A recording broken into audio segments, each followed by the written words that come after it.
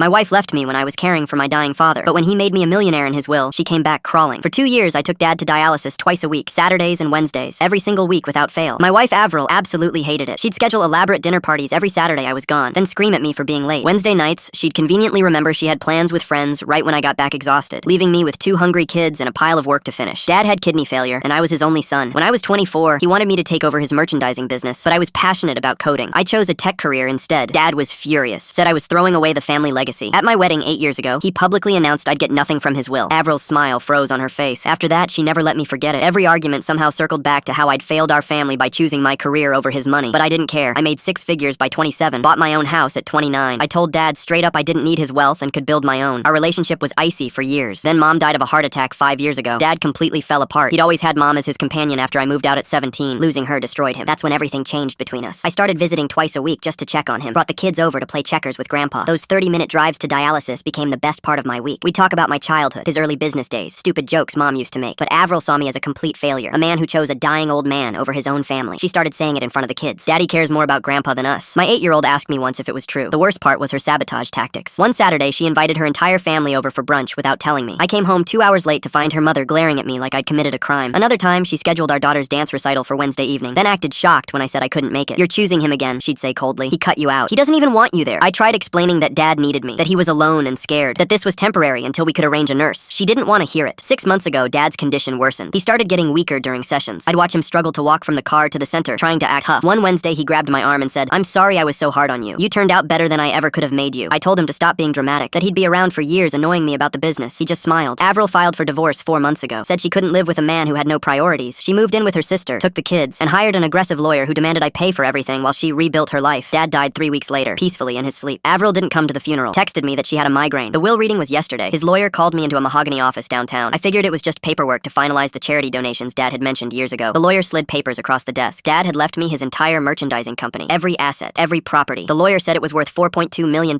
after liquidation. Dad had updated the will 6 months ago. There was also a letter. It said, "You chose your own path and became successful without me, but you still showed up when I needed you most. That's the son I always wanted. The business is yours. Build something better than I ever did." I sat in my car for an hour crying. This morning, my doorbell rang at 7 a.m. Avril stood there in her old sundress, the one she knew I loved, mascara already running. She pushed past me into the house. "I made a terrible mistake," she sobbed. "I was scared and angry, but I never stopped loving you. The kids miss you so much. We're a family. We can fix this." I just stared at her. She kept talking about how she always believed in me, how she knew I'd make it work, how the kids needed their mother and father together. Finally, I cut her off. I looked her dead in the eyes and said the exact words she'd thrown at me 100 times. "There's no point wasting my time on someone who was never going to appreciate me." Her face went pale. "You don't mean that." "I do. Sign the divorce papers. You'll get what the court says you deserve. Nothing more." Then I closed the door and called my lawyer. Dad was right. Sometimes the biggest inheritance isn't money. It's knowing your worth.